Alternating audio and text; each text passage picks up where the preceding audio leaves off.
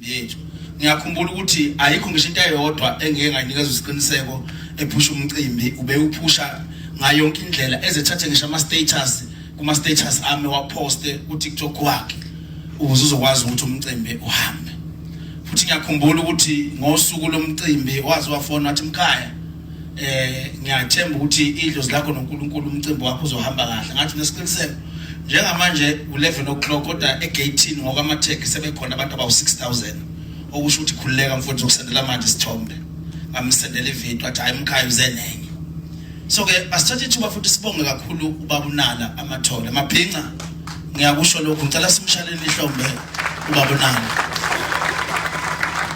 Ngiyazi ukuthi abanye mhlawumbe bazogibela bazongakusho lokho ubaba uNala la endemeni kaMaskandi asimlontsheni bafowethu amathole funeral kuvela kube amasingcwabisana wethu mabhinqa ngoba into ayenza ubaba uNala uyenzisisa. Akujwayelekile kuba nosomabhizinisi ongalo